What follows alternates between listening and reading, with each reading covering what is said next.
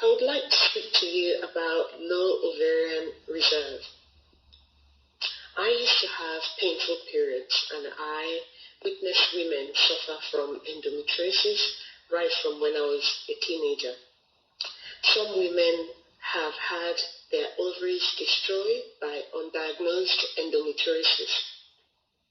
Some women never get diagnosed by their doctor, and I feel it's an important topic that will help women and their daughters and their generation to come if they understand what is going on in their body.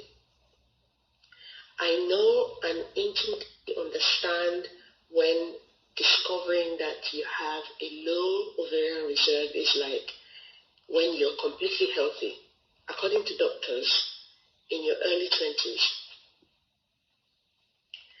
I know women who have had several failed IVF cycles. I can only imagine what that nightmare feels like, having gone through 3 miscarriages myself. If you're going through this, understand you're not alone on this journey.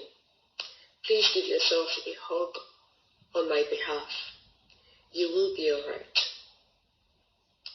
There are several blood work markers that can give you a clue into the possibility of low ovarian reserve in a female.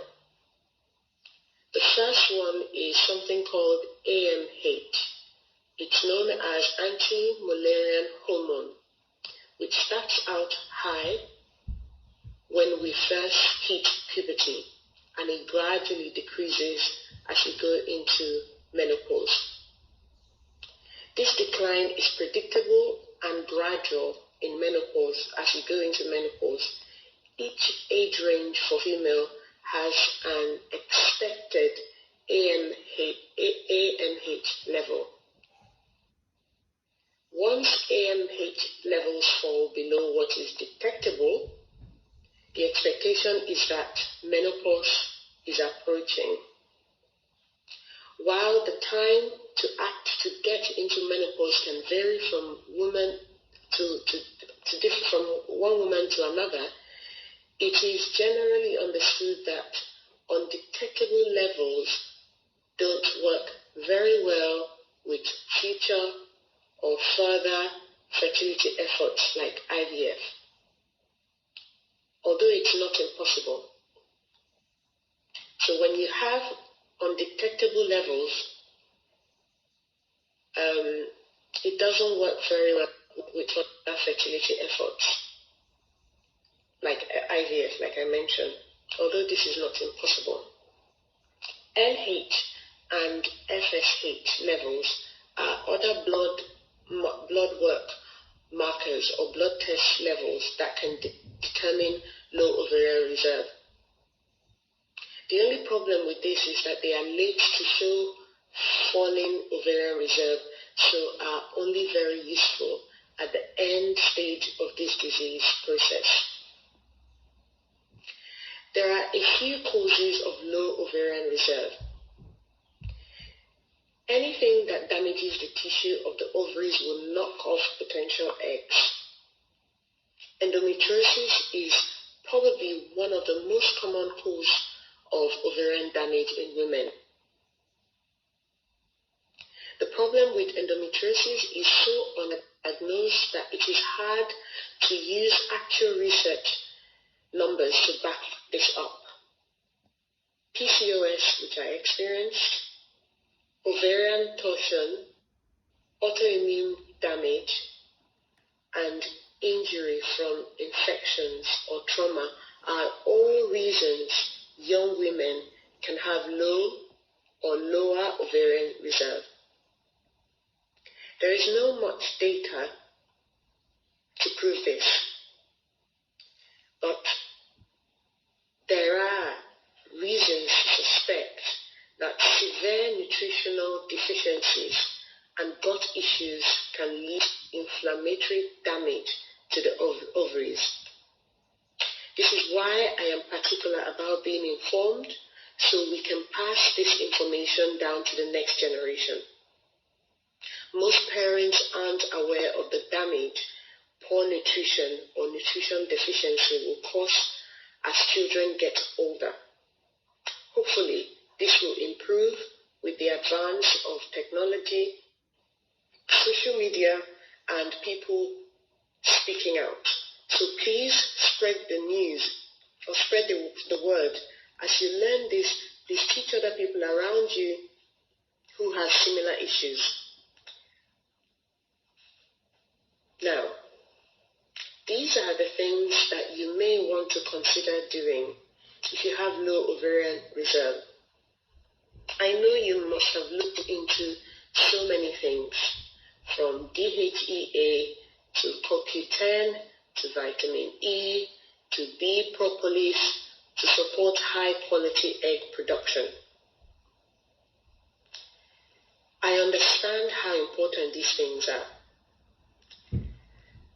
And I would also advise that you get a test done, especially the Dutch test.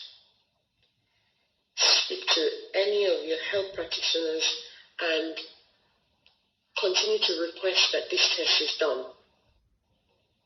And when you do this test, following a protocol that fits your lifestyle would also be helpful. I can help you with this if you join my Listen and Consult to Heal membership. As you redo your test, I will continue to tailor my support with your current ovarian reserve in mind. While you don't expect to get ovarian tissues back,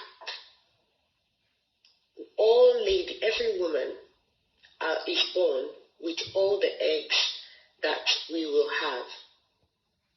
I have seen a rise in people's AMH levels in response to making some of these changes with their lifestyle and getting this test done and checking their levels and tweaking their lifestyle to help them continue to repair their body. With an optimized ovarian health, the ovaries